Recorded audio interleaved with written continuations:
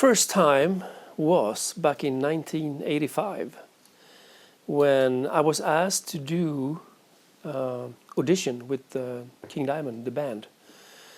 And I was having a vacation over in Sweden, and Mickey called me, and you know, it's a kind of a long story actually, because me and Mickey used to play in the same band in Gothenburg or in Sweden, you know, before he joined the forces of King Diamond.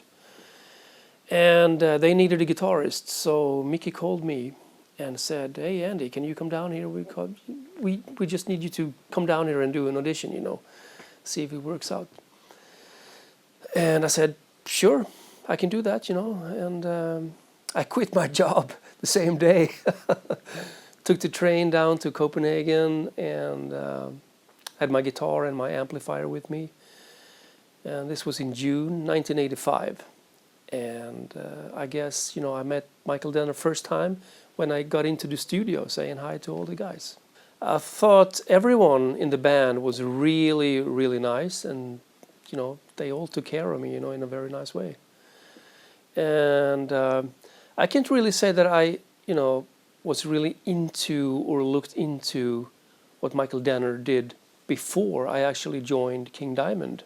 You know, of course I heard Merciful Fate and all that, you know, but I didn't really know who was playing what, you know, on the album and such, you know. But from the first time I heard what Michael was doing, you know, solo-wise on Fatal Portrait, which is the first King Diamond album, I thought, this is really good, you know, he's a great guy, you know, very cool sense of melodic solos, you know, so great guy in every sense. But also, of course, you know, his great friendship and his great style of playing solos, you know, it's just very unique, I think, you know, with the melodic and very sensitive and, you know, very melodic, which I think is so important.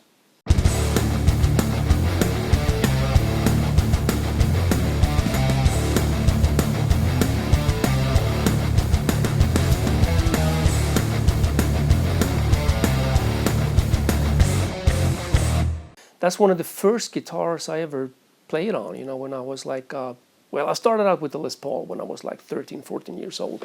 But when I was, you know, 14, something like that, you know, I started with the Flying V. I just thought, you know, it was a very cool guitar for playing rock or, you know, hard rock, as I started out with, you know, and it's a very unique guitar that simply sticks out, you know, and then, of course, a little later, you know, when I listened to and saw Michael Schenker, haven't seen him live when I was younger, but, you know, on the albums, that was just a very big influence on me. And I know that a lot of other guitarists in the area where I'm from, in Gothenburg, they also played the Flying Vs, especially white Flying Vs, you know, which was just, wow, that was so cool, I think, you know. So definitely a really good guitar to play hard rock and heavy metal on. But it also, in my opinion, has to be the right color. And at that time, a white Flying V was the shit.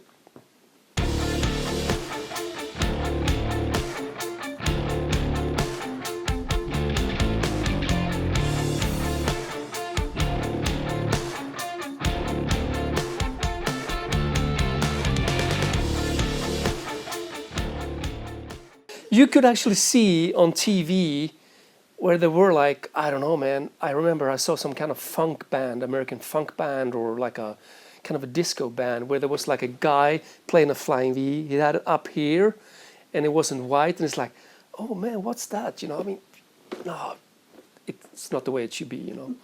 But a white Flying V, having it down here, you know, so cool. Definitely. I mean, the melodic style, which I think is really, really important, so much more important than playing, you know, 120 miles per hour real fast, you know. I mean, that was really kind of important in the 80s, you know. But I mean, come on, writing good songs and writing melodic solos, to me, is so much more important.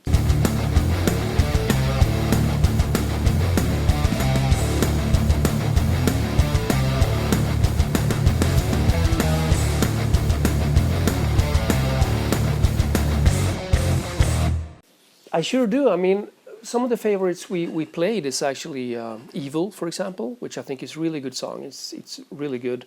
And also Come to the Sabbath. Gypsy is also a very good song, I think. And I actually think Melissa is good too. Melissa the song, you know. We never played that live. But we will on this tour. I mean, this is not going to be published in a long time, so we actually will pick that up on the coming Abigail tour now. You know, so we're actually working on that now. That's why I've been listening to it quite a lot right now, and yeah, that's also a really good song, I think. You know, because it's quite different from everything else. Will you be copying the style, or will you do something on your own? Or? No, on that song. According to Mike Weed, the other guitarist of King Diamond, he says that, you know, he will do all the solos. So I guess everything is made by Michael Denner, and I'm only playing the rhythm on that song. We usually do it that way, you know, when we play Merciful Fate songs, Mike Weed is playing Michael Denner stuff, and he's copying that really good. And I'm doing what Hank Sherman is doing, you know. Yeah, that's how we divide it, you know.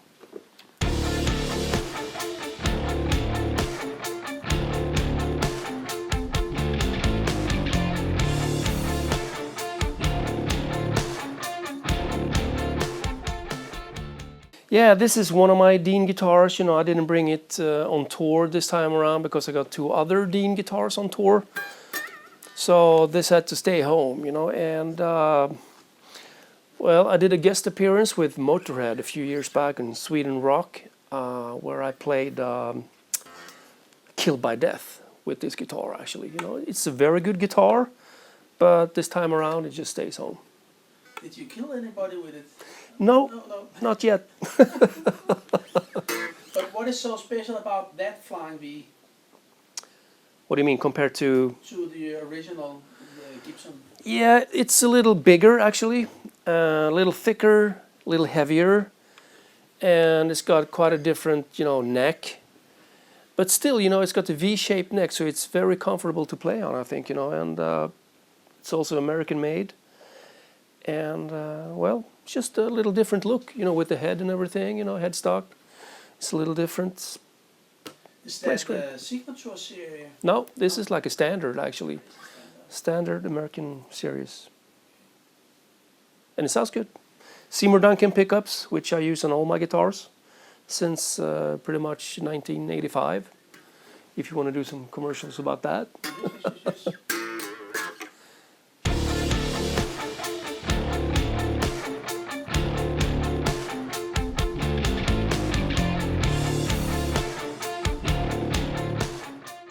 All right, this is a Gibson 1978 Flying V, and this is one of my favorite guitars. It will never go out on tour because it's too precious to me.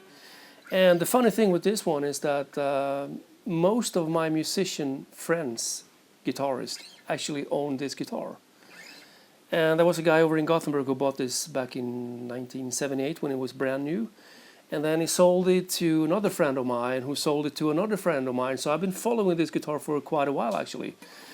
And it got, you know, kind of worn out because, you know, they changed pickups, they did something to it, you know, and I think the headstock's been broken a few times, actually, you know. So the last guy who had it before me, he called me one day because I told him a long time ago that if you ever sell this guitar, please let me know. It doesn't matter the shape or the condition, you know. And after a few years, he called me. Well, you know, I'm thinking of selling that guitar, you know, so are you interested in buying it? And I got it real cheap, you know, so I couldn't say no. And I fixed it up, you know, did a few things to it, and sometimes, you know, I use it for doing solos, you know, for other bands here in the studio, because the tone of this, together with the Marshall, amazing, just blows you away. I mean, kind of a woody tone. But you plug it in an amplifier, it's like, makes you cry, you know, it's so awesome, you know. But you said the pickups were switched off? Yeah, I mean, a long time ago. This one is the original one from, you know, 78. Don't know the model of it, you know, but there was something different here when I got it, you know. So I put in a Seymour Duncan TB4, which is really really good for this guitar actually. And that combination, you know, the mahogany body and that pickup just makes this guitar. Do you think that Really it's the tree that forms the tone in that special guitar? It's the or is it Must the be, you combination? know, it's very light, but it's probably very good mahogany, you know. Yeah. So It's not It's- that thick either. no, it's very thin actually. I mean, you can, you know, it's like nothing. Combined to Les Paul, for example. yeah, or The other Dean, yeah, the exactly. Dean guitars, Yeah, it's a quite very different. light guitar. And the body's a little, you know, smaller too, and the neck is quite different because it's very narrow, you know, this way. Yeah. A little thicker this way maybe, you know, but this way, which, you know, this is one of the first guitars I mean, I learned playing guitar on, you know. How So many frets are on it? 21 or 22, 22? yeah.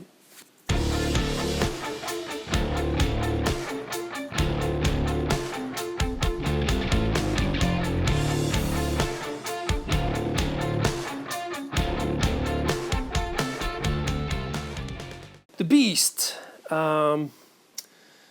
We moved to U.S. and Los Angeles back in 1988, and when we moved there, we got an endorsement with BC Rich guitars, you know, which I thought was really good.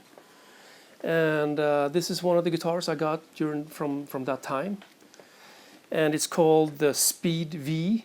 And I know that Kerry King from Slayer used to play on this, you know, this model back in the days. I mean, he's still using BC Riches, but they look a bit different now. And this is from 1988, I believe. And you can see here, you know, the King Diamond bats. That's in the logo of King Diamond, actually. And the color itself is a little different, like a scary purple kind of color. And also, this guitar is actually used for a solo I did with a band called At the Gates. Yeah. A song called Cold back in 1995. On that solo, I used this guitar. But I never played this live actually with King Diamond. Never got a chance to do it. I don't know why. Just stays in the studio. You didn't get around to that guitar because you had so many you had to try before. Probably so many guitars, you know. So I forgot about this. That might. Yeah.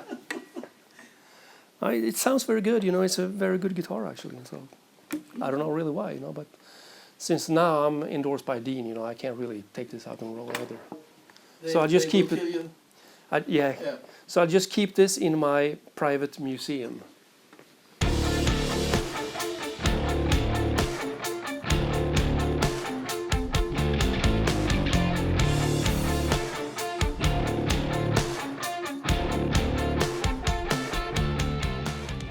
Another cool thing, which I remember, was when we were playing the Sweden Rock Festival back in 2012. And we invited Hank Sherman and Michael Denner to come up and play a few songs with us, you know. And that was so cool because, you know, I never played together with Hank Sherman in that way before. But when Michael Denner came up and did his thing, you know, it was just like, wow. Just like I remember it being from back in the old days, you know, his tone, the style on stage, you know, it was just like he kind of never left, you know. That was so cool, you know, to have him back that night. Very cool, actually.